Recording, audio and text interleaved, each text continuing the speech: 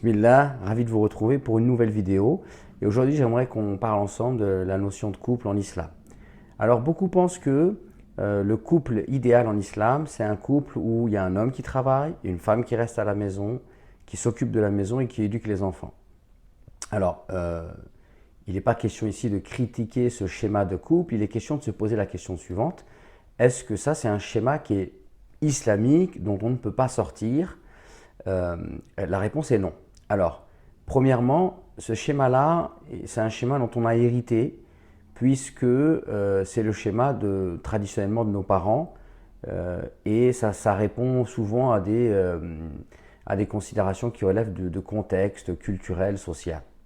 D'ailleurs, en France aussi, il y a eu des années où, une époque où le mariage, pour une femme, ça représentait une manière de s'émanciper sur le plan social et de sortir de la maison familiale.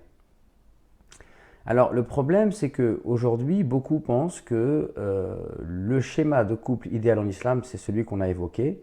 Et par conséquent, on a des jeunes filles musulmanes qui font des études, et puis elles arrivent à 30 ans, et en fait, on frappe à leur porte et on dit maintenant, bah, il faut tout arrêter, il faut te marier et rester à la maison.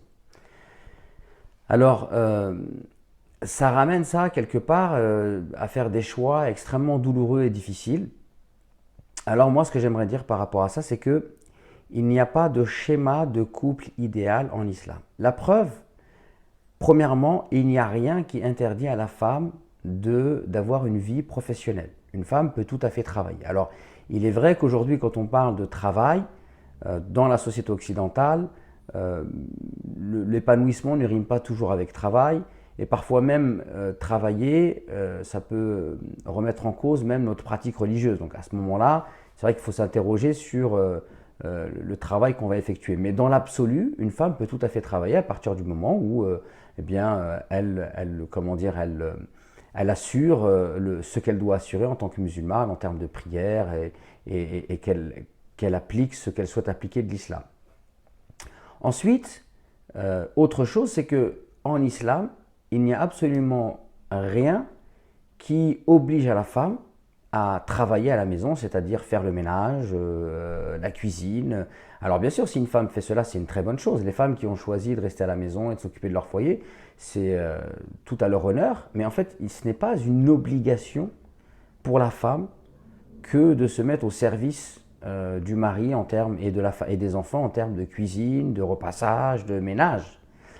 Et donc, et c'est des avis qui sont connus des jurisconsultes, et donc on voit bien ici que finalement, il n'y a pas le schéma traditionnel dont on a hérité n'est pas forcément un schéma qui est, si j'ai envie de dire, pleinement islamique, dont on ne peut pas sortir.